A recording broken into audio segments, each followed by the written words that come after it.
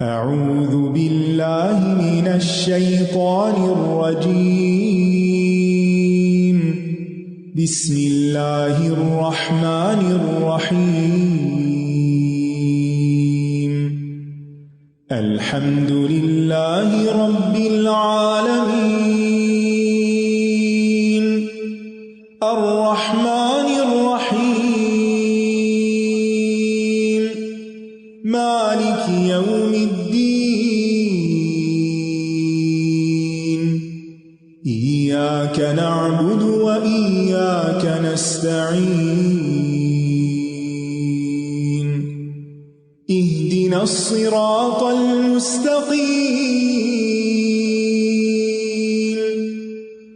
صراط الذین انعمت علیہم غیر المغضوب علیہم ولا الضالین۔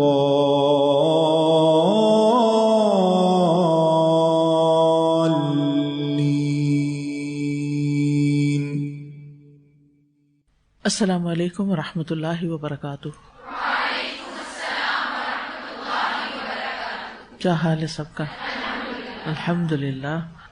آج ہم انشاءاللہ عشاء کی سنتوں کے بارے میں پڑھیں گے۔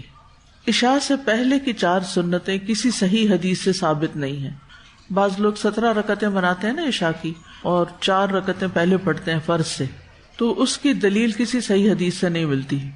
ہاں، فرض کے بعد 2 رکعت کی دلیل موجود ہے۔ صحیح بخاری میں ابن عمر رضی اللہ عنہما سے روایت ہے، انہوں نے فرمایا، میں نے نبی صلی اللہ علیہ وسلم کے ساتھ ظہر سے پہلے 2 رکعتیں، ظہر کے بعد 2 رکعتیں، مغرب کے بعد 2 رکعتیں، عشاء کے بعد 2 رکعتیں اور جمعہ کے بعد 2 رکعتیں پڑھی، جبکہ مغرب اور عشاء کی سنتیں آپ اپنے گھر میں پڑھتے تھے۔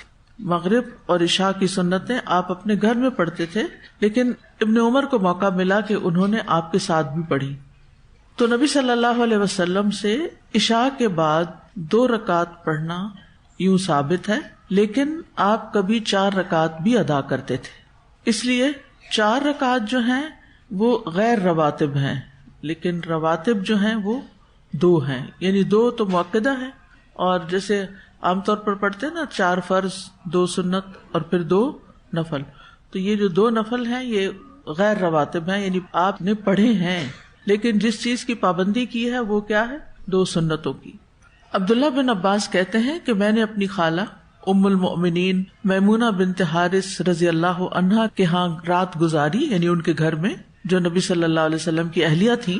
تو نبی صلی اللہ علیہ وسلم نے عشاء کی نماز پڑھی، پھر گھر تشریف لائے تو 4 رکعتیں پڑھی، ٹھیک ہے، تو پھر 4 رکعتیں پڑھی۔ لیکن وہ جو ایک فضیلت آتی ہے نا عشاء کی نماز کے بعد 4 رکعتیں پڑھنے کی کہ وہ لیلۃ القدر کے برابر ہے، وہ روایت ضعیف ہے۔ تو آج کے لیے بس اتنا ہی کافی ہے کہ عشاء کی نماز کے بعد 2 رکعتیں لازم ہیں، لیکن 2 اور بھی پڑھی جا سکتی ہیں۔ نحمدہ ونصلی علی رسولہ الکریم، اما بعد فاعوذ باللہ من الشیطان الرجیم، بسم اللہ الرحمن الرحیم، رب اشرح لی صدری ویسر لی امری واحلل عقدۃ من لسانی یفقہوا قولی۔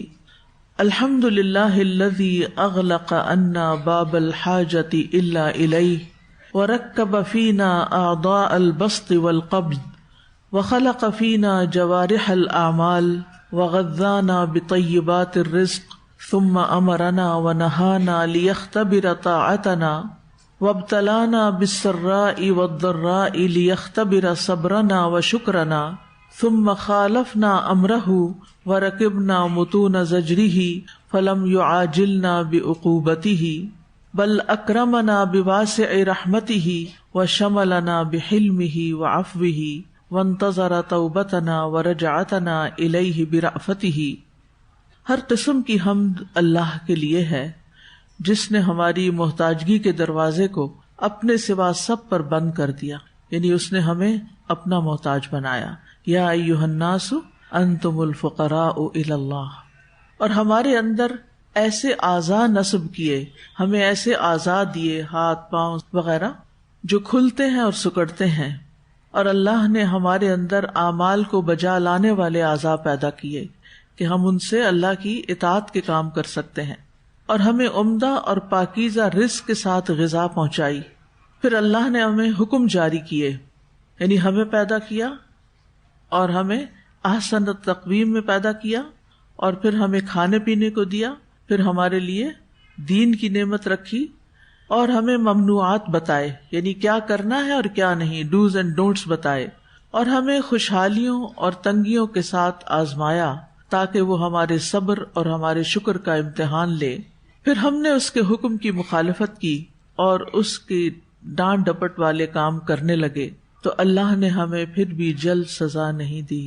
آپ دیکھیے، جب ہمیں کسی پہ غصہ آتا ہے تو ہم کتنی دیر تک کنٹرول کرتے ہیں اور کتنی دفعہ کنٹرول کرتے ہیں، اور ہمارا ری ایکشن کیا ہوتا ہے جب کوئی ہماری مرضی کے مطابق کام نہ کرے۔ لیکن ہم دن میں کتنے ہی کام اللہ سبحانہ وتعالیٰ کی مرضی کے خلاف کرتے ہیں، لیکن پھر بھی ہمارے دن بھر کی روٹین میں کوئی فرق نہیں آتا، اس کی نعمتیں ہم پر جاری و ساری رہتی ہیں۔ تو کتنا حلیم ہے وہ، کتنا کریم ہے وہ، کتنا رحیم ہے، بلکہ اپنی وسیع رحمت کے ساتھ ہمارا اکرام کیا اور ہم سب پر اپنی بردباری اور درگزر کو عام کیا، اور اپنی مہربانی اور شفقت کے ساتھ ہماری توبہ کا انتظار کیا کہ یہ میرا بندہ کس وقت پلٹ آتا ہے، اور اپنی ذات کی طرف ہمارے رجوع کرنے کا انتظار کیا۔ یعنی جب ہم کوئی گناہ کر لیتے ہیں تو پھر اللہ تعالیٰ انتظار کرتے ہیں کہ یہ میرا بندہ کب میری طرف واپس آتا ہے۔ تو کتنا مہربان ہے ہمارا رب۔ نحن نقص عليك أحسن القصص بما أوحينا إليك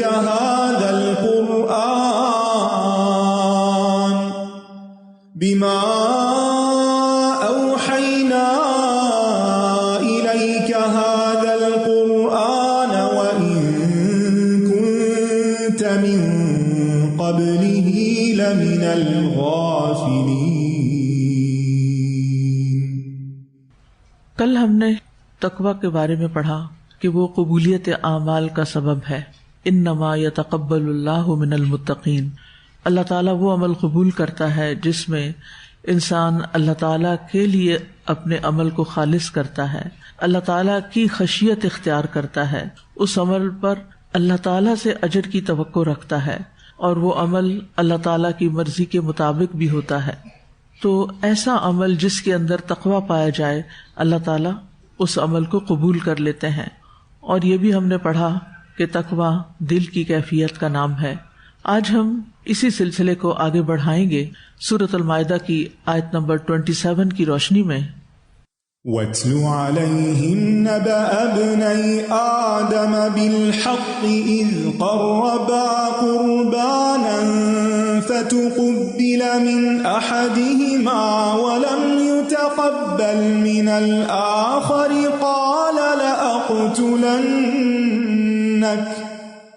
قَالَ إِنَّمَا يَتَقَبَّلُ اللَّهُ مِنَ الْمُتَّقِينَ۔ بے شک اللہ تقوی والوں سے ہی، متقی لوگوں سے ہی عمل قبول کرتا ہے۔ یعنی اس کا معنی کیا ہے کہ جس عمل میں تقوی ہوگا وہ عمل قبول ہو جائے گا، یعنی جس عمل کے ذریعے انسان اللہ تعالیٰ کا تقرب حاصل کرتا ہے وہ عمل قبول کیا جاتا ہے۔ یہاں ایک بات کی مزید وضاحت کر دوں کہ بعض فرقے ایسے ہیں مسلمانوں کے اندر، جیسے خوارج اور معتزلہ، یعنی یہ مسلمانوں ہی سے نکلے، ان کے نزدیک اس آیت کا معنی کچھ اور ہے، اور وہ کیا ہے کہ اللہ تعالیٰ صرف متقین کے اعمال قبول کرتا ہے، لہٰذا جو شخص کوئی کبیرہ گناہ کرتا ہے وہ ایمان سے خارج ہو جاتا ہے، وہ مسلمان ہی نہیں رہتا اور اس کے اعمال قبول ہی نہیں ہوتے۔ تو آپ نے یہ معنی نہیں کرنا، بلکہ کیا معنی کرنا ہے کہ جس عمل کے کرتے ہوئے انسان کے اندر تقویٰ اور اخلاص ہوتا ہے وہ عمل قبول کر لیا جاتا ہے، نہ کہ سارے اعمال کی قبولیت کے لیے متقی ہونا شرط ہے۔ اس کا مطلب تو یہ ہے کہ جو شخص ابھی اسلام میں داخل ہوا ہے اور وہ تقویٰ کا لفظ بھی نہیں جانتا اور تقویٰ کا معنی بھی نہیں جانتا، اور اس نے نماز روزہ شروع کر دیا اپنی سمجھ کے مطابق، تو اس کا کوئی عمل ہی قبول نہیں، یہ معنی نہیں، کیونکہ تقویٰ بھی گریجولی انسان کے اندر پیدا ہوتا ہے، گرو کرتا ہے انسان اس کے ساتھ۔ تو معنی کیا ہے اس کا کہ جس کا عمل تقویٰ والا ہوگا اللہ تعالیٰ اس کا وہ عمل قبول کرے گا۔ مثلاً جو شخص نمازوں کی حفاظت کرتا ہے، پکا نمازی ہے، لیکن اس کے ساتھ ساتھ اس کا نفس اس کو کچھ برائیوں کا حکم بھی دیتا ہے جس کی وجہ سے وہ کچھ کبیرہ گناہوں کا ارتکاب کر لیتا ہے. مثلاً آپ نماز پڑھنے کے ساتھ ساتھ کبھی غیبت کے گناہ کا شکار ہوئے؟ غیبت صغیرہ گناہ ہے یا کبیرہ گناہ ہے؟ کبیرہ گناہ ہے، کیونکہ قرآن مجید میں اس کو ذکر آیا ہے اور ناپسند کیا گیا اس کو. اسی طرح کچھ لوگ جھوٹ بول جاتے ہیں، کچھ لوگ خیانت کرتے ہیں. خیانت تو اتنی عام ہو گئی ہے کہ آپ کسی کو بتاتے ہیں کہ یہ کام اس طرح کر دو، اور وہ اپنی طرف سے یا اس میں کوئی ایڈیشن کر دیتا ہے یا اس میں سے کوئی اومیشن کر دیتا ہے. اب یہ خیانت ہے. یعنی جب آپ کسی کی دی ہوئی انسٹرکشنز کو پورا فالو نہیں کرتے، اپنی طرف سے بڑھا دیتے ہیں یا کمی کر دیتے ہیں، تو آپ نے کیا کیا؟ تو اسی طرح کچھ لوگ لڑائی جھگڑے میں گالی گلوچ کر لیتے ہیں. یہ کس چیز کی علامت ہے؟ منافقت کی. کبھی آپ سے کوئی وعدہ خلافی تو نہیں ہوئی؟ کوئی دن ایسا ہے جس میں ہم اس غلطی کا شکار نہ ہوئے، چاہے تھوڑا یا زیادہ؟ ہم اپنی طرف سے کوشش کرتے ہیں لیکن یہ چیزیں ہم سے ہوتی ہیں نا. تو اس کا کیا مطلب ہے کہ اگر کسی سے غیبت ہو گئی، اگر کسی سے وعدہ خلافی ہو گئی یا خیانت ہو گئی یا کوئی اور اس طرح کا کام ہو گیا، تو اب اس کا روزہ ہی قبول نہیں اور اس کی نماز ہی قبول نہیں اور اس کا صدقہ خیرات ہی قبول نہیں. کیا ہم اس کا یہ معنی کریں گے؟ سمجھ آئیے آپ کو میری بات؟ نہیں، یہ معنی نہیں ہوگا اس کا. اس کا مطلب یہ ہے کہ یہ چیزیں تو ہر انسان کے اندر نیکی بھی ہے اور کوئی نہ کوئی گناہ بھی ہے. کیونکہ اگر ہم گناہ نہ کریں تو اللہ تعالیٰ کچھ اور لوگ لے آئے جو گناہ کریں اور توبہ کریں. اللہ کو توبہ پسند ہے، اور ہم آدم کی اولاد ہیں، ہم سے بھول چوک ہو جاتی ہے، ہم کمزور ہیں. تو یہ تو پھر بہت ہی خطرناک بات ہے کہ اگر ہم سے کچھ غلطیاں ہوتی ہیں اور ہمارے تقویٰ کا لیول نیچے آتا ہے تو پھر ہمارے سارے اعمال پانی میں جاتے ہیں، ڈرین ڈاؤن ہو جاتے ہیں. نہیں، یہ معنی نہیں ہے. معنی اس کا یہ ہے کہ جب ہم کوئی عمل کرنے لگتے ہیں، مثلاً آپ اس وقت یہاں آ کے بیٹھے ہیں، میں بیٹھی ہوں پڑھانے لگی ہوں، تو مجھے دیکھنا چاہیے کہ میری نیت کیا ہے اور اس میں کتنا اخلاص ہے، اور کیا یہ اللہ کے تقرب کے لیے ہے یا بندوں سے تعریف پانے کے لیے یا بندوں کی نظروں میں اچھا بننے کے لیے. تو یہ ابھی جو میں نے شرائط بتائی ہیں کہ جس عمل میں تقویٰ اس کے اندر کیا کیا چیزیں پائی جاتی ہیں، تو اگر یہ سب شرائط اس میں پوری ہوتی ہوں تو پھر کیا ہے، پھر وہ عمل قبول ہو جائے. لیکن اگر نیت کی خرابی ہے یا اور کوئی گڑبڑ ہے تو پھر وہ عمل قبول نہیں ہوتا. تو ایسے لوگ جو خلطوا عملا صالحا وآخر سیئا، ان کے بارے میں آگے کیا آتا ہے؟ عسى الله ان يتوب عليهم. یعنی کوئی لوگ ہیں جنہوں نے اچھے عمل بھی کیے اور کچھ غلطیاں بھی ہو گئی، امید ہے کہ اللہ تعالیٰ ان کی خطاؤں کو معاف کر دے گا. ان اللہ غفور الرحیم. یعنی انسان کوشش کر رہا ہے، پھر بھی دونوں چیزیں ساتھ ساتھ چل رہی ہیں. ہونا تو یہ چاہیے کہ اپنی برائیاں ہم چھوڑتے جائیں اور سابقون الاولون میں شامل ہوں، اللہ کے مقربون میں شامل ہوں. لیکن بہرحال ہم دعویٰ نہیں کر سکتے کہ ہم سے کبھی کوئی غلطی نہیں ہوئی. تو ایسے میں انسان اپنے نیک اعمال کو جاری رکھے. ان الحسنات یذہبن السیئات، نیکیاں برائیوں کو مٹا دیں گی. پھر توبہ اور اللہ تعالیٰ کی طرف رجوع، خشوع، خشیت، اللہ سے اچھی امید، اللہ کے بارے میں اچھا گمان، اور مسلسل اپنی اصلاح کی کوشش. اس سے انسان امید رکھ سکتا ہے کہ اللہ تعالیٰ اس کے اعمال قبول کر کے اس سے درگزر کا معاملہ فرمائیں گے. کیونکہ ایک شخص اگر نماز کے معاملے میں اللہ کا تقوی اختیار کرتا ہے کہ کہیں پر بھی ہو اس نے نماز پڑھنی ہی پڑھنی، وہ اللہ سے ڈرتا ہے اور کوشش کرتا ہے، اور پھر یہ کہ اللہ تعالیٰ سے ثواب پانے کے لیے نمازیں ادا کرتا ہے، تو ہو سکتا ہے کہ ایک دن ان الصلاۃ تنہی عن الفحشاء والمنکر، کہ اس کی یہ نماز اسے برائی اور بے حیائی کے کاموں سے روک دے. کیونکہ نماز روکتی ہے، اور اس طرح بھی روکتی ہے نا کہ مثلاً آپ کوئی ایسی ویڈیو دیکھ رہے ہیں جو کہ آپ کو نہیں دیکھنی چاہیے، اتنے میں اذان ہو جاتی ہے. اب جس کے اندر اللہ کا ڈر ہوگا وہ کیا کرے گا؟ فوراً اٹھ جائے گا، وہ مسجد چلا جائے گا. نماز نے اس کو آگے جانے سے روک دیا نا. پھر ہو سکتا ہے واپس آ کے کنٹینیو کرے یا واپس آ کے کسی اور کام لگ جائے اور اس کو بھول جائے اور چھوڑ دے، یا اس کا دل ہی بدل چکا ہو اور اس کو پسند ہی نہ آئے کہ ابھی تو نماز پڑھی اور ابھی پھر میں یہ کیا دیکھ رہا ہوں. تو یہ اللہ تعالیٰ نے نماز کی شکل میں ہمارے کاموں پر بریکرز لگائے ہیں. ان الصلاۃ تنہی عن الفحشاء والمنکر، کہ انسان کسی لڑائی جھگڑے میں پڑا ہوا ہوتا ہے، کسی کے ساتھ کوئی زیادتی کر رہا ہوتا ہے کہ اتنے میں اذان ہو جاتی ہے تو شیطان بھاگنے لگتا ہے اذان سن کر، تو ہمارا دل بھی نرم پڑنے لگتا ہے. اگر ہمارے اندر کچھ بھی اسلامیت یا انسانیت یا کچھ بھی اللہ کا ڈر یا تقوی موجود ہو تو انسان فوراً اپنے رویے پہ غور کرتا ہے اور پلٹ آتا ہے، یعنی وہ غلط کام اس وقت چھوڑ دیتا ہے، پھر رجوع کر لیتا ہے۔ تو خلاصہ یہی ہے کہ جو انسان کسی عمل میں اللہ کا تقوی ملحوظ رکھتا ہے وہ عمل اس سے قبول کر لیا جاتا ہے۔ کچھ چیزیں تقوی کے راستے میں رکاوٹ بھی بنتی ہیں، ان میں سب سے پہلی چیز جہالت ہے۔ جہالت سب سے بڑی بیماری ہے۔ جب انسان کو پتہ ہی نہیں ہوتا کسی چیز کا تو اس کا عمل بھی درست نہیں ہوتا۔ بعض اوقات وہ دیکھ دکھا کے اچھا کام کر رہا ہوتا ہے لیکن یقین سے نہیں کر رہا ہوتا۔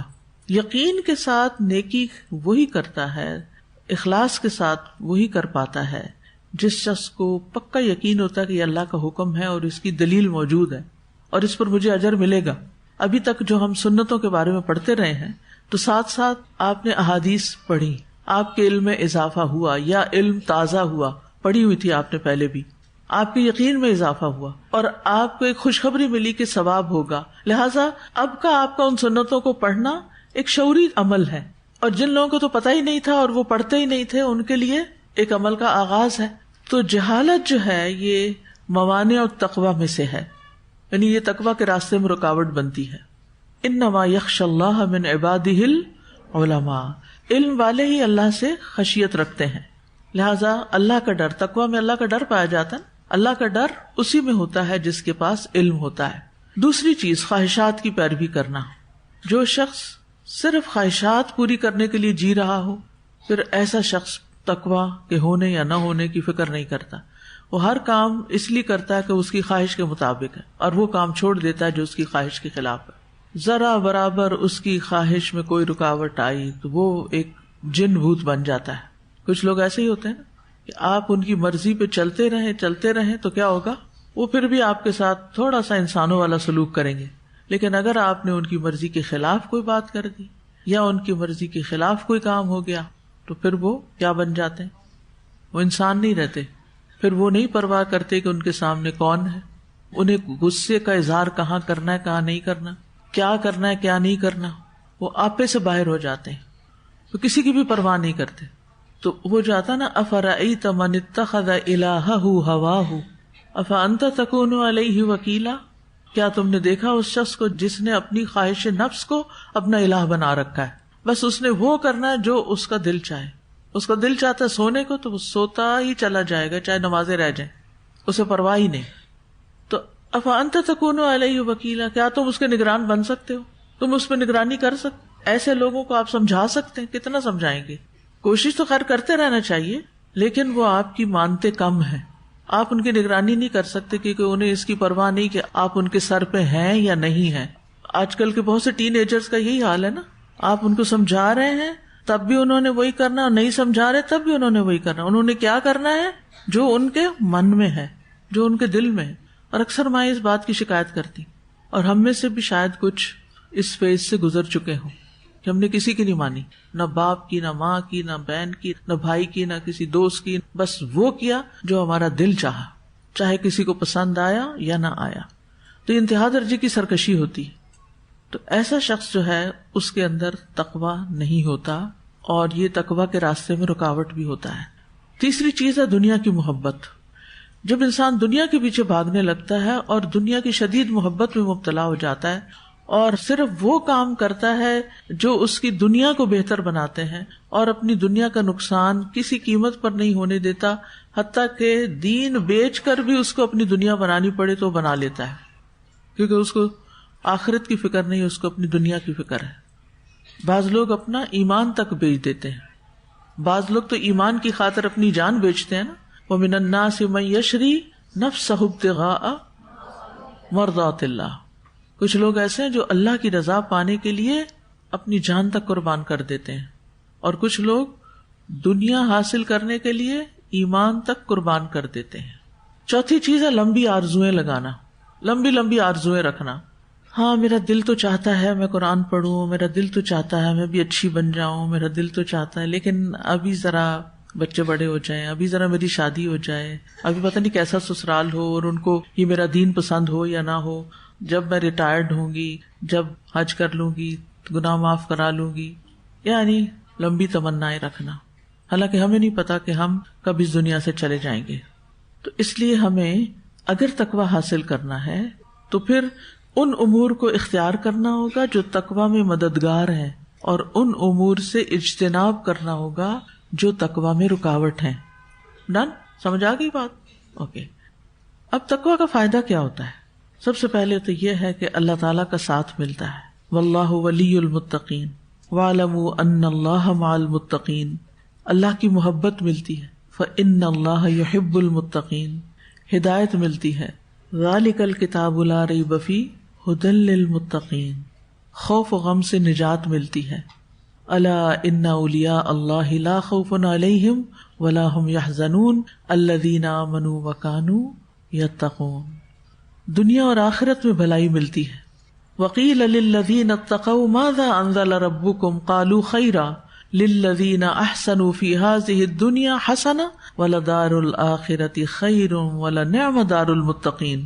جب تقوی والوں سے پوچھا جاتا ہے تمہارے رب نے کیا نازل کیا تو وہ کہتے ہیں بھلائی ہی بھلائی، خیر ہی خیر.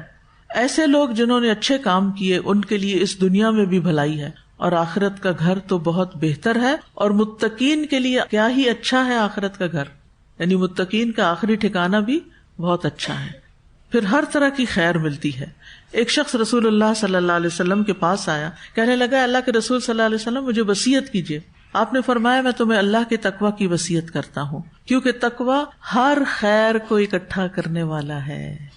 اس دنیا میں سنبھل کے احتیاط سے چلیں گے نا، احتیاط سے بولیں گے، احتیاط سے کام کریں گے، ہر چیز کے اندر احتیاط برتیں گے تو انشاءاللہ کیا ہوگا؟ ہر خیر نصیب ہوگی. پھر دشمن کے مکر و فریب سے نجات ملے گی.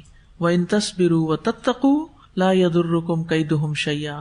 مشکلات میں سے نکلنے کا راستہ بن جائے گا، کوئی مشکل نہیں رہے گی.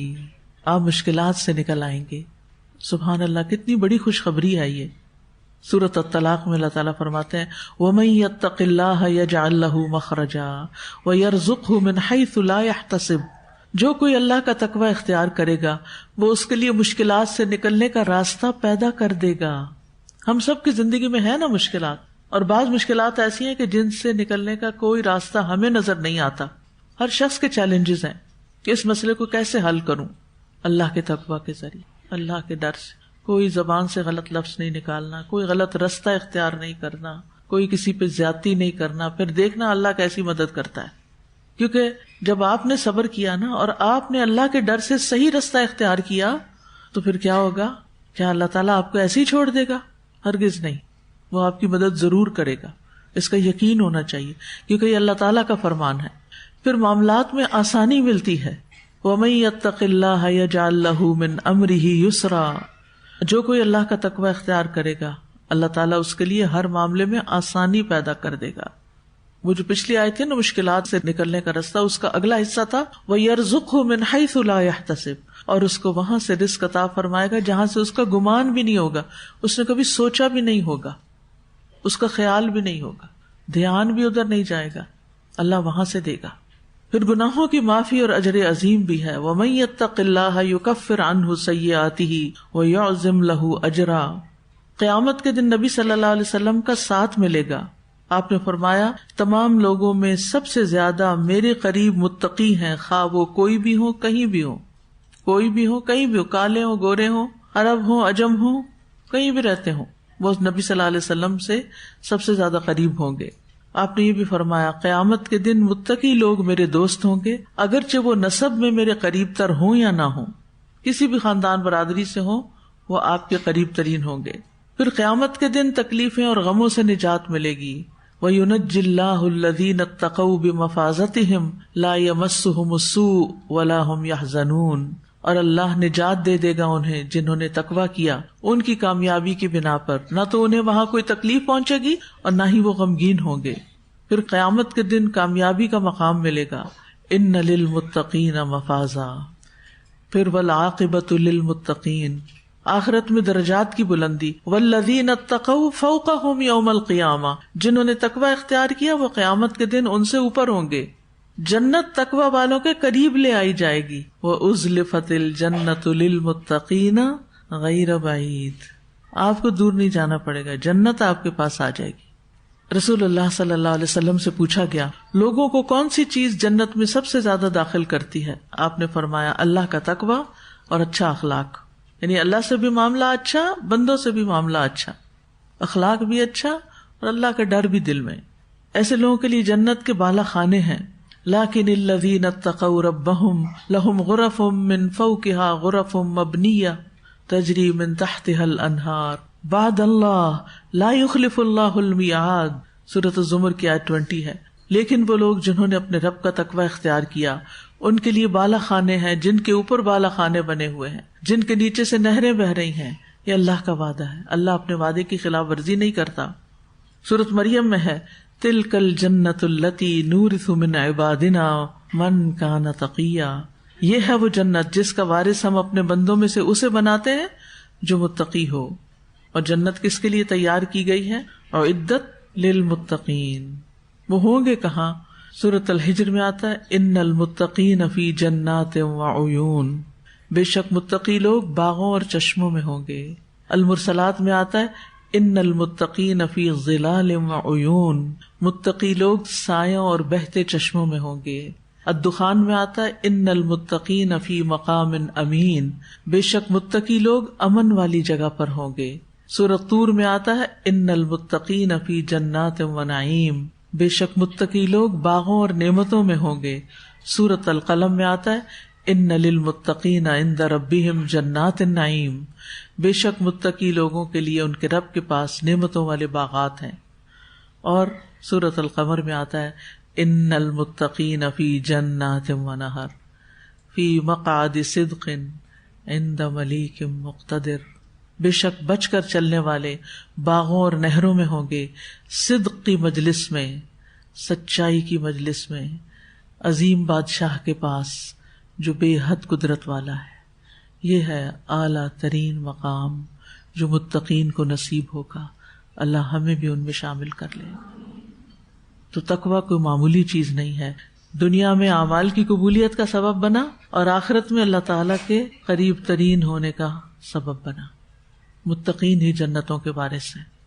دوسری طرف پھر وہی ریمائنڈر کہ انما یتقبل اللہ من المتقین. اس کو بار بار ذہن میں دہرانا چاہیے ہر عمل کے کرتے وقت. عمر بن عبدالعزیز نے ایک شخص کی طرف لکھ کے بھیجا کہ میں تمہیں اللہ سے ڈرنے کی وصیت کرتا ہوں، کیونکہ اللہ تقوی کے بغیر عمل قبول نہیں کرتا اور اللہ تقوی والوں پر ہی رحم کرتا ہے، اور اجر و ثواب بھی صرف تقوی والوں کو عطا کرتا ہے، یعنی جس عمل میں تقوی ہوتا ہے. تقوی کی نصیحت کرنے والے بہت ہیں لیکن عمل کرنے والے کم ہیں، تو ہمیں اللہ تعالیٰ عمل کرنے والوں میں شامل کر لے.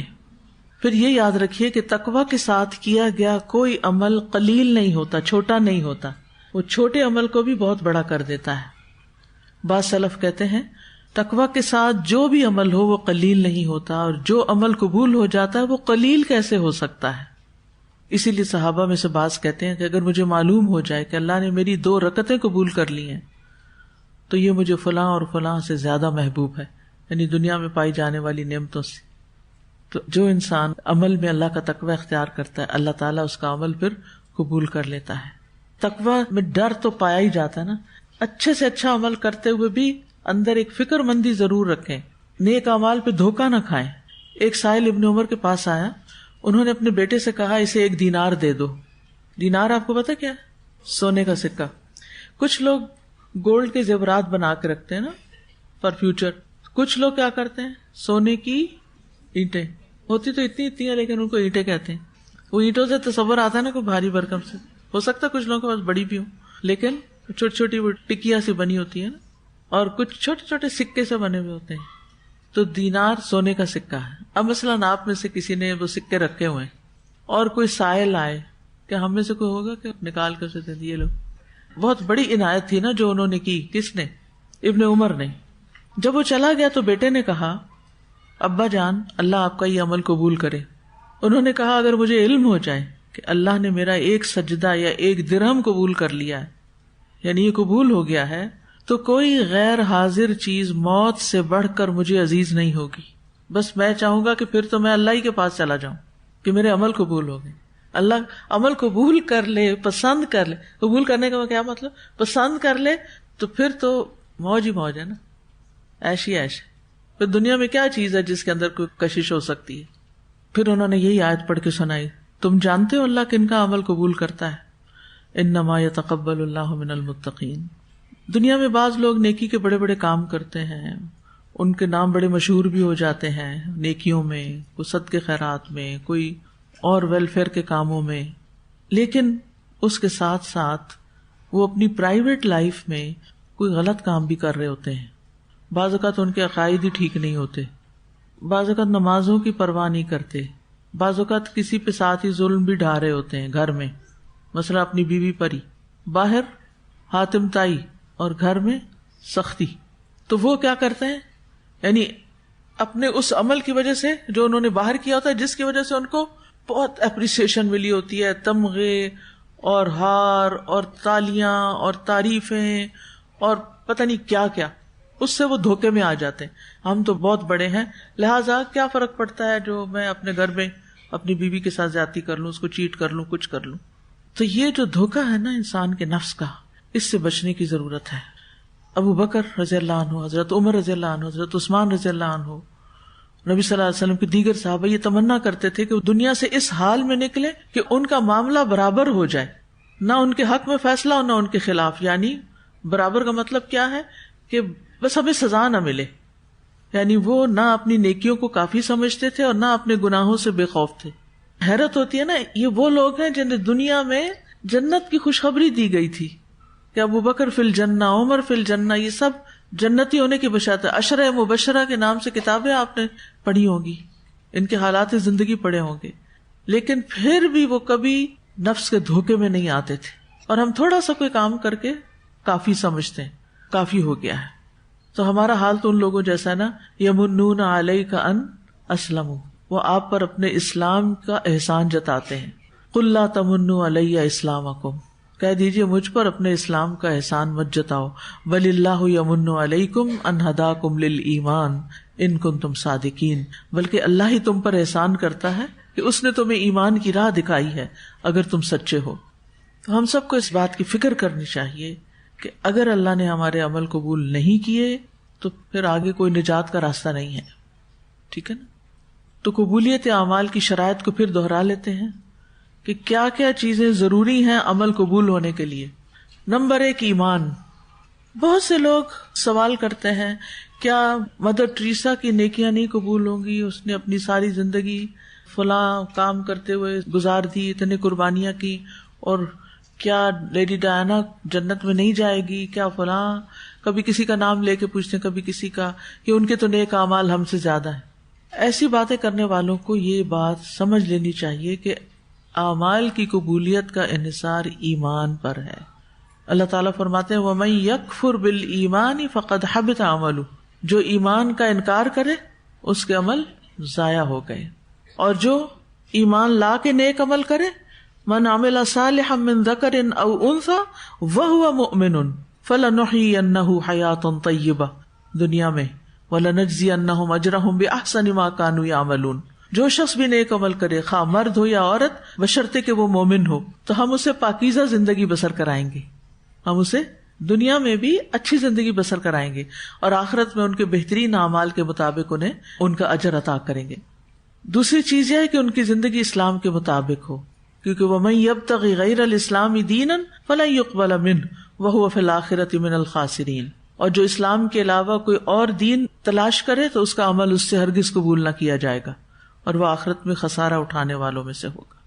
تیسری چیز ہے اخلاص نیت, یعنی جو عمل بھی کیا جائے خالص اللہ کی رضا کے لیے کیا جائے, ثواب کی نیت سے کیا جائے, اس میں ریاکاری اور تکبر اور نفسانی اغراض شامل نہ ہوں. فمن كان يرجو لقاء ربه فليعمل عملا صالحا ولا يشرك بعبادة ربه احدا. حدیث میں آتا ہے ان اللہ لا يقبل من العمل الا ما كان له خالصا وابتغي به وجهه. اللہ تعالیٰ صرف وہ عمل قبول کرتا ہے جو خالص اس کی رضا کے لیے ہو اور اسی کا چہرہ چاہنے کے لیے کیا جائے. تو اس سے یہ پتہ چلتا ہے کہ ہر عمل کرتے ہوئے ہمیں اپنی نیت کا جائزہ لیتے رہنا چاہیے, ایک کانشیس لائف گزارنی چاہیے. اور تقویٰ کی لائف جو ہوتی ہے نا, وہ ہوتی ہی کانشیس لائف, آنکھیں کھول کے متقی لوگ آنکھیں کھول کے جیتے ہیں، غفلت میں نہیں جیتے. لیکن ایک سوال پیدا ہوتا ہے کہ کیا ہم نیت کی پرفیکشن کے لیول پہ جا سکتے ہیں کبھی؟ کیونکہ بہت دفعہ ایسا ہوتا ہے کہ ہم ایک کام میں بڑی اچھی نیت کرتے ہیں، تھوڑی دیر کے بعد دیکھتے ہیں کہ ہماری نیت خراب ہو رہی ہوتی ہے. خاص طور پر اگر ہم نے کوئی کام خالصتاً اللہ کے لیے کیا اور پھر بیچ میں تعریف مل گئی اور کوئی اور فائدہ کسی نے دکھا دیا تو پھر ہم بھول جاتے ہیں ہم نے تو صرف اللہ کے لیے کیا تھا، ہم فائدوں کو دیکھنا شروع ہو جاتے ہیں. ہم بار بار کوشش بھی کر رہے ہوتے ہیں کہ ہماری نیت واپس لوٹے. تو کیا یہ ہیومنلی پاسبل ہے کہ ہماری نیت کبھی پرفیکٹ بھی ہو جائے اور اس کے بعد ذرا ہمیں چین بھی آ جائے پھر کہ اب ہماری نیت پکی ہو گئی ہے؟ یا پھر ہم نے بس کوشش ہی کرتے رہنا ہے؟ یا پھر بظاہر اگر ہمیں یہ لگے کہ نیت ٹھیک ہے تو بس اکتفا کریں، زیادہ فکر کرنے کی ضرورت نہیں؟ کیا خیال ہے؟ اس سوال سے ایک کنفیوژن پیدا ہوتی ہے، کیا کریں؟ آپ میں سے کسی کو پریشانی آئی؟ کس کو نہیں ہے؟ ہر ایک کو ہے، مجھے خود بھی ہے، کیونکہ ہم سب انسان ہیں اور انسانیت میں ہم سب ایک ہی ہیں. اور انسانی جو کمزوریاں ہیں نا، خلق الانسان ضعیفا، وہ ہم سب کے اندر ہیں اور ہم سب پھسلتے ہیں، گرتے ہیں، ہر وقت ایک مشکل میں پڑے رہتے ہیں.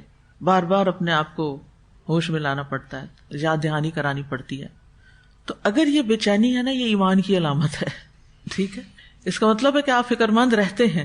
اور اگر آپ کو کوئی بے چینی نہیں اور آپ کہتے ہیں بس میری نیت تو ہو گئی سچی کھری پکی، اب تو کوئی فکر کی ضرورت نہیں ہے، اب تو کوئی مجھے ہلا نہیں سکتا، یہ بات غلط ہے. ایک دشمن باہر ہے، ایک اندر ہے، ایک نفس ہے، ایک شیطان ہے، اور ماحول سارے کا سارا ہی ملا جلا ہے. کیا اللہ سبحانہ تعالیٰ نے ہم سے یہ ڈیمانڈ کی ہے کہ ہم کامل بن جائیں؟ تم نے میرے پاس پرفیکٹ ہو کے آنا ہے، یا ہم کمزوریوں کے ساتھ ہی جائیں گے؟ اب ہوتا ہے اس دن جب زلزلہ آیا تو آپ میں سے ہر ایک نے کچھ نہ کچھ سوچا ہوگا، کیونکہ سب کو جھنجھوڑا گیا تھا. سوچو پہلا خیال کیا آیا ہوگا؟ آپ نے جرنل پتہ نہیں بنا لیا کہ نہیں، کوئی ڈائری پرائیویٹ لاک والی بنا لیا کہ نہیں، جس میں آپ اپنی دل کی اور اپنی خرابیاں اور وہ سب لکھ سکیں کہ کوئی نہ پڑھے ان کو آپ کے سوا. کیونکہ نا یہ ایک سوچ کا سفر ہے جو اس وقت آپ قصص القرآن میں میرے ساتھ کر رہے ہیں، اور اس میں ہم نے پروگرس کرنا ہے آگے نا، اس میں بڑھنا ہے.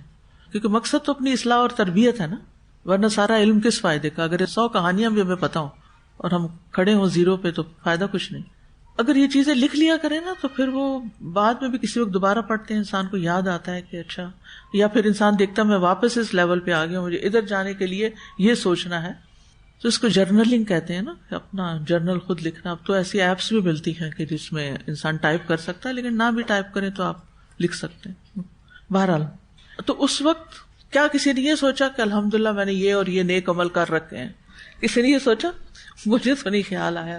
مجھے تو یہ فکر آئی کہ کیا کیا کرنے والا رہتا ہے. یا اللہ، آج اگر موت آ جائے تو میں تیار ہوں. کون کون سے کام کر، پھر دوبارہ اچھا کر لو، یہ کرو. جو کرنے والے کام ہیں ان کی طرف دھیان گیا کہ یہ کمیاں ہیں. آپ کا کیا خیال ہے جب موت آئے گی ہماری، جب بھی اللہ نے لکھی ہے، تو اس وقت ہم پرفیکٹ ہو چکے ہوں گے؟ ہم نے سارے ہی کام پورے کر لیے ہوں گے؟ دنیا کے بھی کچھ کام ادھورے ہوں گے جو دوسروں کے سر پہ ہم چھوڑ کے جا رہے ہوں گے. اور دین کے معاملے میں بھی کئی چیزیں ابھی ہماری تمنائیں ہوں گی کہ ہم یہ کر لیں. جیسے میری اپنی بھی کچھ تمنائیں ہیں اور باوجود کوشش کے اور محنت کے بھی وہ تمنا پوری نہیں ہو پا رہی. اللہ کرے کہ زندگی میں پوری ہو جائیں، لیکن ہم پرفیکٹ نہیں ہو سکتے. یہاں ایک چیز سکون ضرور دیتی ہے کہ اگر سچے دل سے نیت ہے نا کسی کام کو کر لینے کی، ڈنڈی نہیں مار رہے اور بے وجہ سستی نہیں کر رہے، بس حالات موافق نہیں آ رہے، وسائل نہیں پیدا ہو رہے، ہمت نہیں بند رہی، کلو نہیں مل رہا، کوئی سرا ابھی نہیں مل رہا، لیکن اسٹرگل ہے، مینٹل اسٹرگل بھی ہے، ہارٹ بھی بے چین ہے، ارادے بھی ہیں، لیکن وہ رسی نہیں پکڑی جا رہی ابھی تک کہ جس سے پکڑ کے چڑھ جائیں اس منزل پر. تو انشاءاللہ اللہ تعالیٰ اس ہماری تکلیف اور اس سوچ اور اس کوشش اور اس نیت اور اس ارادے کا بھی اجر دے گا. یہ بھی اچھا گمان رکھنا چاہیے اللہ تعالیٰ سے، مایوسی کی طرف نہیں جانا. لیکن ساتھ ہی یہ کہ کل ہم نے تقویٰ کا اعلیٰ لیول کیا پڑھا تھا کہ اپنی زندگی سے کیا نکال دو، غیر ضروری چیزیں نکال دو. اس کے لیے آپ کو ڈیجیٹل فاسٹنگ کرنی ہوگی. ویسے فاسٹ تو ہم کر رہے ہیں نا، لیکن ڈیجیٹل فاسٹنگ بھی کرنی ہوگی. آپ میں سے ہر ایک ضرور اپنا جائزہ خود لے اور لکھے کہ رمضان میں میرا اسکرین ٹائم کتنے % کم ہوا ہے. اب میں یہ تو نہیں کہہ سکتی کہ مکمل بند کر دیں، کیونکہ بہرحال اس کے ذریعے ہمیں کچھ ضروری کام بھی کرنے پڑتے ہیں جو ضروری ہوتے ہیں، اور وہ اللہ کرے کہ نیکی میں ہی شمار ہو جو ہم ایک دوسرے کو خیر اور بھلائی کی بات کو بتاتے ہیں. لیکن کئی چیزیں نہیں ضروری کہ آپ رمضان میں ضرور کریں. مثلاً فیس بک پہ روز جانا ضروری نہیں ہے. مثلاً اسنیپ چیٹ روز دیکھنا ضروری نہیں ہے رمضان میں. میں نہیں کہتی رمضان کے بعد بہت زیادہ دیکھنی شروع کر دیں. اسی طرح کچھ اور چیزیں ہیں جو ہم نے خواہ مخواہ کی اپنے اسکیجول میں شامل کی. انسٹاگرام پہ تو ضرور جانا ہے اور فلاں چیز تو ضرور کرنی. چھوڑ کے دیکھیں, میں نے چھوڑا ہوا ہے لیکن مجھے کوئی فرق نہیں پڑا الحمدللہ. بلکہ یہ محسوس ہوتا ہے کہ جو کرنے کا کام ہے اس پر فوکس بڑھ گیا ہے اور مجھے اس پر ریگریٹ کوئی نہیں کہ میں نے وہ چیزیں کیوں چھوڑی ہوئی ہیں. تو ہم میں سے ہر ایک کو جو نسبتاً غیر ضروری غیر اہم کام ہے ان کی بھی فاسٹنگ کرنی ہے, ان کو کم کرنا ہے. میں آپ کو بار بار کہتی ہوں, اور تب زندگی میں آپ واقعی کوئی سالڈ کام کر کے جائیں گے. ورنہ یہ جو ہم ہر وقت بزی رہتے ہیں نا اور اپنے آپ کو تسلی دیتے رہتے ہیں, ہر وقت تو ہم مصروف ہیں, ہر وقت تو ہم کچھ کر رہے ہیں, ہم تو فارغ نہیں بیٹھتے, یہ بھی دھوکہ ہے. جی بالکل فارغ نہیں بیٹھتے, لیکن اپنی مصروفیات کو بھی ری آرگنائز کریں, پھر سے چینلائز کریں, پھر سے دیکھیں کہ اس میں سے بھی کون سی مزید کٹ ڈاؤن کی جا سکتی, کہاں کہاں کٹ ڈاؤن کی جا سکتی. اور اسی طرح اپنے اوپر بھی اور دوسروں پر بھی رحم کیجیے. لمبے لمبے میسج نہ کیجیے, چاہے ضروری ہو, مختصر بات کیجیے. وہ پنجابی میں ایک لفظ ہوتا ہے کھاڑا ڈال, کھاڑا ڈال کے نہ بیٹھ جایا کریں, یعنی کہ کسی چیز کا پیچھا ہی نہ چھوڑنا, اور خواہ مخواہ کا سوال پہ سوال, بحث پہ بحث, اور ہر چیز پر پورا اترنے کی کوشش. کبھی ہار بھی جایا کریں, کیا فرق پڑتا ہے, ہار جانے میں کیا نقصان ہے؟ کیا حقیقت میں ہم ہاریں گے؟ اگر لوگوں سے ہارے تو واقعی ہم ہار جائیں گے. ہم ہاریں گے نہیں. اللہ کے ہاں اگر ہم سچے ہیں نا تو ہم کوئی نہیں ہارے, چاہے لوگ ہمیں ہرا کے خوش ہوں. تو اس لیے تقویٰ کا تقاضا ہے مباح چیزوں سے بھی صرف اس لیے رک جانا کہ اس سے اعلیٰ درجے کی کام. کل ہی میں ایک کال پڑھ رہی تھی, سلف صالح میں سے کسی کا کال تھا کہ اگر قبر کے مردوں سے پوچھا جائے کہ دنیا میں کوئی تمنا ہے تمہاری, تو وہ رمضان کا ایک دن چاہیں گے, کہ رمضان کا ایک دن مل جائے.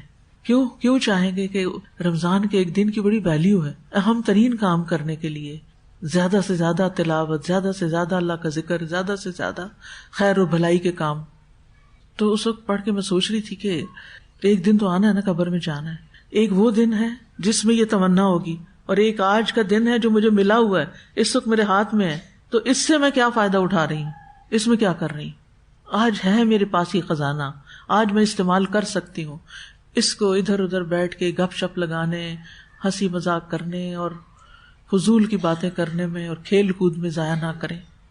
بہتر سے بہتر اور بہتر سے بہترین کاموں کی طرف رغبت کریں. تو بات یہ ہے کہ پھر بھی کوشش کے باوجود بھی ہم ایڈکٹ ہو چکے ہیں نا, خاص طور پر ڈیجیٹل ورلڈ کے ساتھ ہم ایڈکٹڈ ہیں. وہ ایڈکشن ہمیں اس طرف لے جاتی. اذان ہو گئی, اچھا یہ آخری میسج چیک کر لوں, یہ آخری چیز دیکھ لوں, یہ بس ختم کر لوں ویڈیو, اور پھر میں تو اٹھ جاتی ہوں.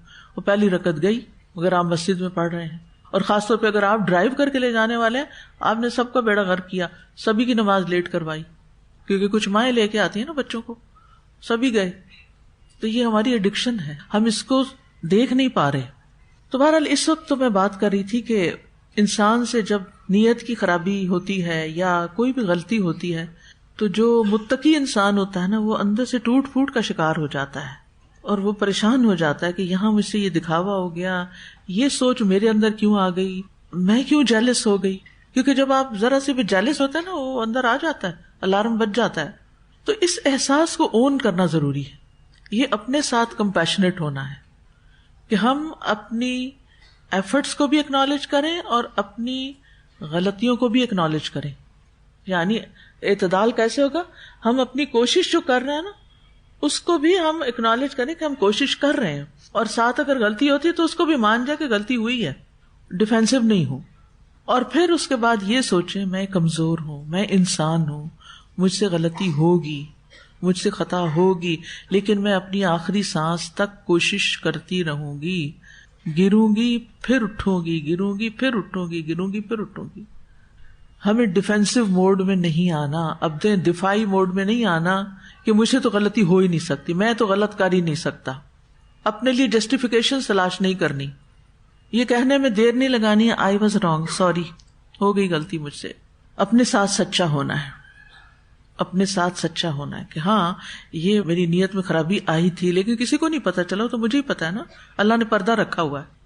تو اپنی نیت کو پرکھتے رہنا ہے اور اپنے کاموں کو اور اپنے ارادوں کو کیا کرنا ہے، اثر نو دیکھتے رہنا، یعنی ان کو ریوائیو کرتے رہنا ہے.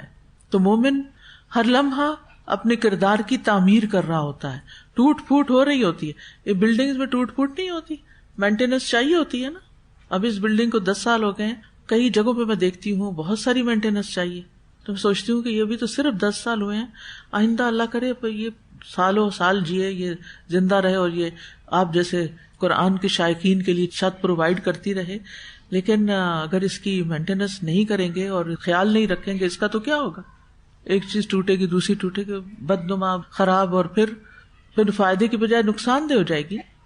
تو اسی طرح کوئی بھی چیز ہوتی ہے آپ کی گاڑی ہے مثلا، اس کو بھی مینٹین کرنا پڑتا ہے، تیل پانی بدلنا پڑتا ہے. میں تو گاڑی نہیں چلاتی، مجھے نہیں پتا، لیکن سنتی رہتی ہوں اس میں پانی ڈالنے کی ضرورت ہے، اس میں تیل ڈالنے کی ضرورت ہے، فیول ختم ہو رہا ہے، یہ ہو رہا ہے، وہ ہو رہا ہے، اس کو دلوانا ہے، اس کی ٹیوننگ کروانی ہے، بیلنسنگ کروانی، یعنی بہت کچھ کرواتے ہیں نا، تب وہ گاڑیاں چلتی ہیں، ایسے تھوڑی چلتی ہیں.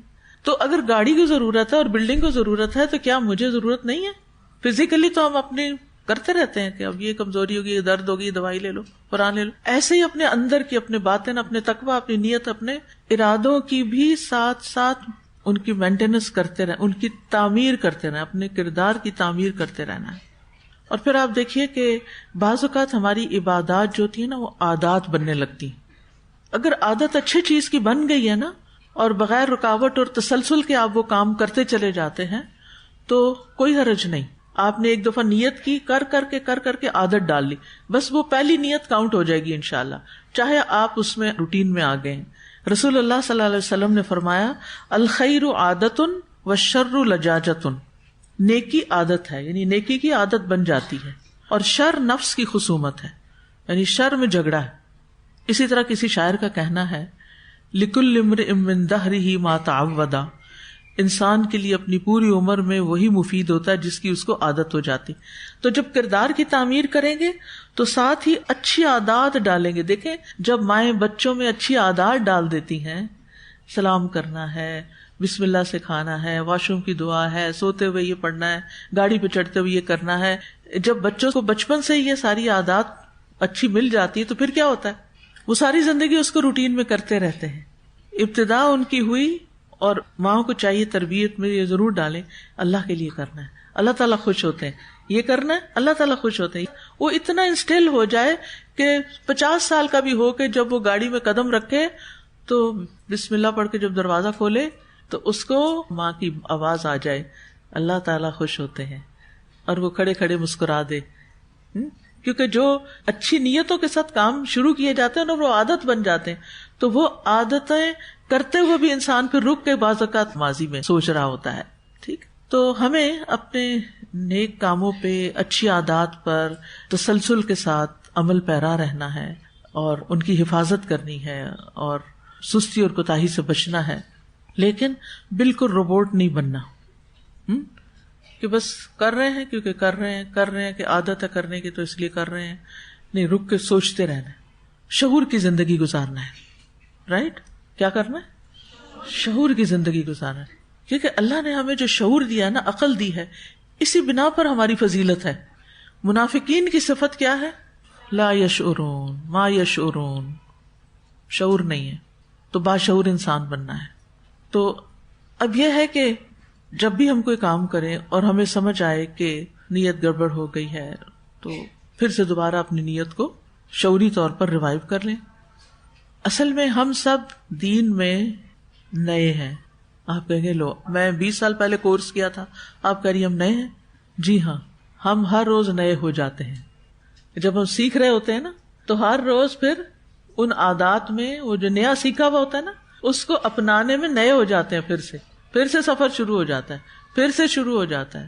ہر دن ایک نیا دن ہوتا ہے یا کل والا ہی ہوتا ہے؟ نیا دن ہوتا ہے. تو اس میں ہم بھی نیا دن شروع کر رہے ہوتے ہیں، پھر سے نئے ہو چکے ہوتے ہیں. پھر سے اس کو ہمیں ہر چیز کو دوبارہ سے یعنی کرنے کی ضرورت ہوتی ہے، اور اپنے ساتھ کراس کوشچننگ جاری رکھنی چاہیے. اس سے انشاءاللہ خیر ہی نکلے گی. اور اندر کی ٹوٹ پھوٹ جو ہے یہ اس کے اندر ہوتی ہے جو سوچتا ہے. جو سوچتا نہیں نا اس کے اندر یہ نہیں ہوتا. تو ہم نے بے سوچے سمجھے زندگی نہیں بسر کرنی. تو خراب نیت کو پہچاننا اصل کام ہے، ڈیٹیکٹ کر لینا. جیسے آپ چاول پکانے سے پہلے اگر ان کو چنتے ہیں نا تو آپ اس کے اندر پایا جانے والا پتھر کیا کرتے ہیں؟ پکڑ لیتے ہیں. یہ ہے، یہ ہے، یہ ہے، یہ. ایسے ہی اپنی نیت کے اندر جو خرابی آتی ہے تو جو ہوش میں رہتے ہیں نا لوگ مبصرون، وہ پکڑ لیتے ہیں، اوہ یہاں غلطی ہے، واپس چلو. تو بچ بچ کے چلنا ہے. تقویٰ، کیونکہ نیت کی اصلاح کے لیے تقویٰ ضروری ہے، یہ ریکوائرڈ ہے. تو جو شخص اپنی نیت کو پہچان لیتا ہے نا وہ اندر سے جاگ رہا ہوتا ہے. ٹھیک ہے. اور پرفیکشن کا کچھ لیول پیغمبروں کو ہی نصیب ہو سکتا ہے. ہم جیسے لوگ گرتے پڑتے رہتے ہیں اور پھر اٹھتے ہیں. بس غلطی پتہ چل جائے اعتراف کر لیں، اعتراف کر کے استغفر اللہ. میرے ساتھ اکثر ایسا ہوتا ہے کہ جب ایک نیت کی اور اس کے بعد کوئی دوسری آئی تو فوراً استغفر اللہ، لا حول ولا قوت. اپنے آپ سے ہی بات کریں. جو ہی آپ نے پہچان لی وہ غلطی ہو گئی، ساتھ ہی استغفر، یا اللہ، یا اللہ اپنے لیے خالص کر لے، یا اللہ اپنے لیے خالص، یا اللہ یہ خیال نہ آئے دل میں، اس سے بھی بچا. اللہ کے آگے گڑ گڑائیں. اللہ تعالیٰ ہمیں تکلیف میں کیوں ڈالتا ہے؟ تاکہ ہم اس کے آگے گڑ گڑائیں. تکلیف کے بغیر ہم نہیں گڑ گڑاتے. کیا خیال ہے؟ عام روزمرہ زندگی میں اچھے بھلے خوشحال ہوں اور گڑ گڑا کے دعائیں کرتے ہیں؟ نہیں. لیکن زندگی میں جب کوئی تکلیف آ جاتی ہے نا، اپنے میں یا بچوں میں یا رزق میں یا کہیں بھی، پھر ہم گڑ گڑانا شروع کرتے ہیں. اللہ تعالیٰ ڈالتا ہی اس لیے تاکہ ہم گڑ گڑائیں. تو ہم بات کر رہے تھے کیا اعمال کی قبولیت کس بنا پہ ہوتی. دور چلے گئے لیکن یہ ضروری تھا اس کو ٹیکل کرنا. چوتھی چیز ہے عمل شریعت اور سنت کے مطابق ہو. شریعت کے مطابق، سنت کے مطابق ہو. ومن اراد الآخرۃ وسعى لها سعيها وهو مؤمن فاولئک کان سعیهم مشکورا. جس نے آخرت کا ارادہ کیا اور اس کے لیے کوشش کی جو اس کے لائق کوشش ہے، یعنی جس طرح کی کوشش ہونی چاہیے جبکہ وہ مومن ہو، تو یہی لوگ ہیں جن کی کوشش ہمیشہ سے قدر کی ہوئی ہے. مطلب ہر کوشش مفید نہیں، بلکہ صرف وہ کام اور کوشش مفید ہے جو شریعت اور سنت کے مطابق ہے. سعیہا، جیسا اس کا حق ہے. پانچویں چیز اعمال طیب ہوں. سورۃ فاطر میں آتا ہے الیہ یصعد الکلم الطیب والعمل الصالح یرفعہ. پاکیزہ کلمات اسی کی طرف چڑھتے ہیں، اللہ کی طرف، اور عمل صالح انہیں اوپر اٹھاتا ہے. تو قبولیت کے لیے کیا ہے؟ عمل صالح. اللہ پاک ہے اور اللہ پاک ہی کو قبول کرتا ہے. تو طیب عمل اگرچہ قلیل ہی کیوں نہ ہو.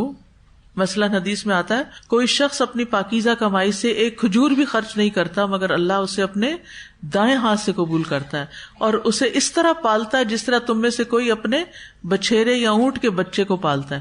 بچھیرا کس کا بچہ ہوتا ہے؟ گھوڑے کا. ایک پچھیرا ہوتا ہے، ایک بچھیرا ہوتا ہے، اور پنجابی میں واو لگا دیتے ہیں، بچہ بنا دیتے ہیں، بچڑے کی بجائے وچھڑا. تو جو کوئی اپنے بچھیرے یعنی گھوڑے کے بچے کو پالتا ہے، حتیٰ کہ وہ کھجور پہاڑ کی طرح یا اس سے بھی بڑی ہو جاتی ہے.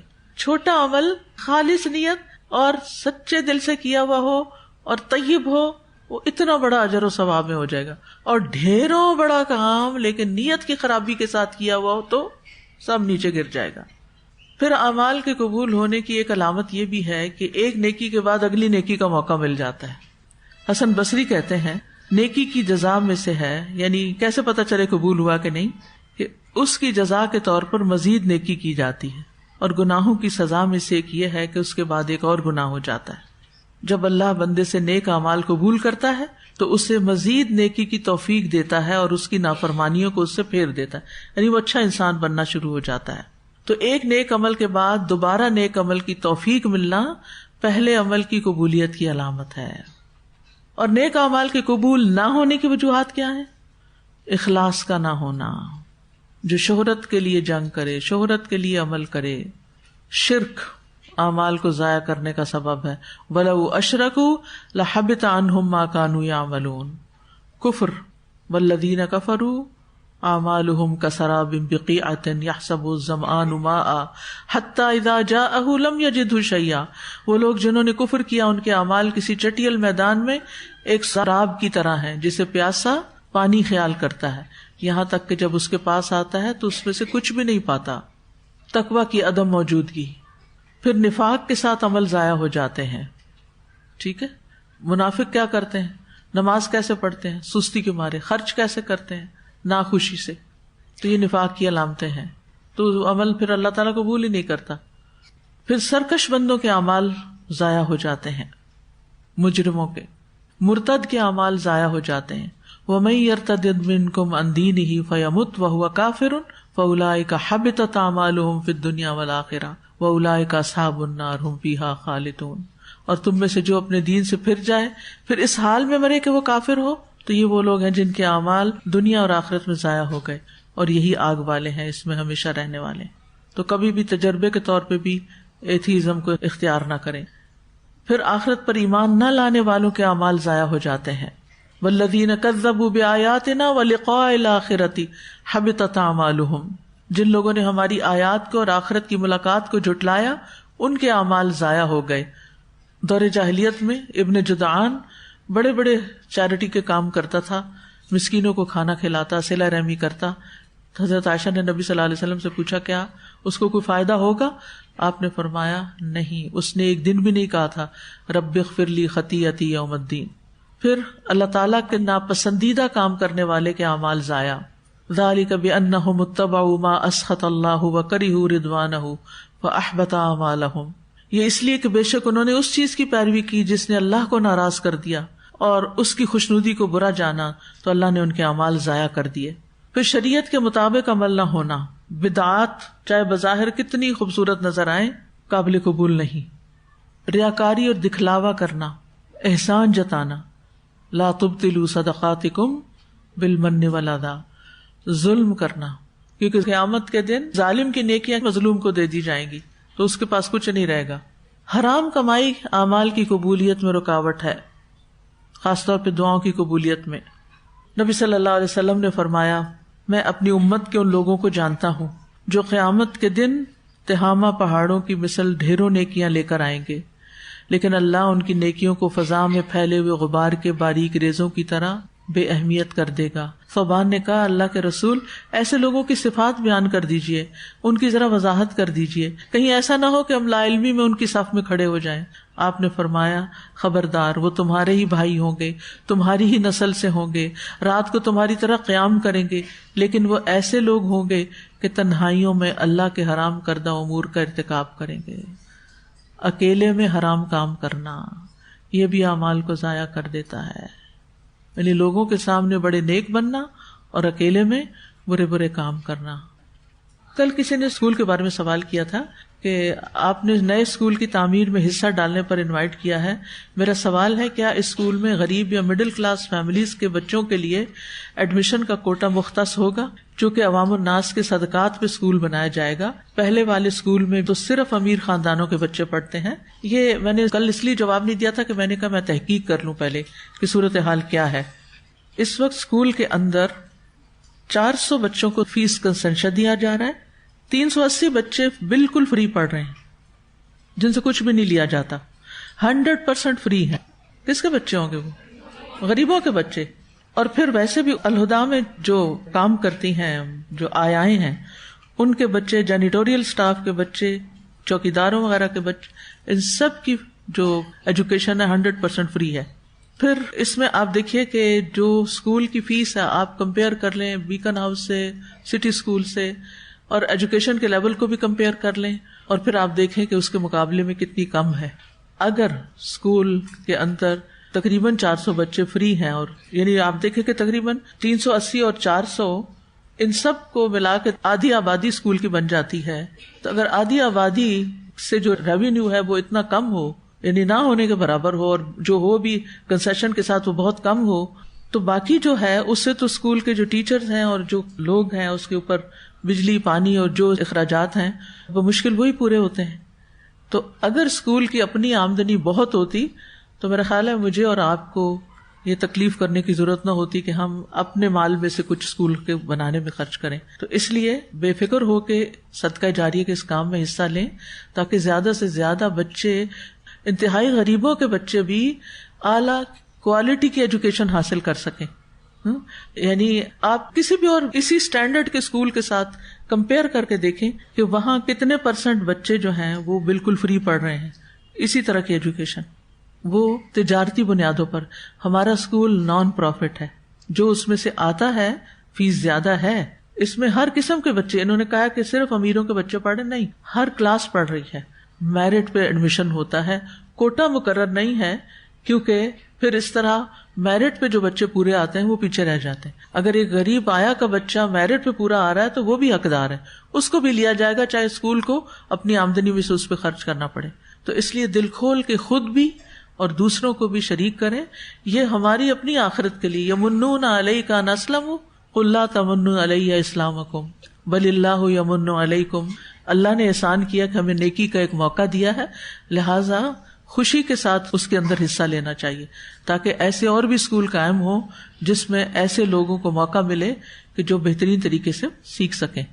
تو بہرحال اللہ سبحانہ تعالیٰ سے دعا ہے کہ اللہ اپنی خاص رحمت سے یہ ساری جو بھی اب ہم پہ ذمہ داری آ رہی ہے اس کو پورا کرے اور اپنے خاص خزانوں سے عنایت کرے اور ہم سب کا اس میں حصہ ڈال دے. وآخر دعوانا ان الحمد للہ رب العالمین. سبحانک اللہم وبحمدک اشہد ان لا الہ الا انت استغفرک واتوب الیک. السلام علیکم ورحمۃ اللہ وبرکاتہ. فاقصص القصص لعلهم يتفكرون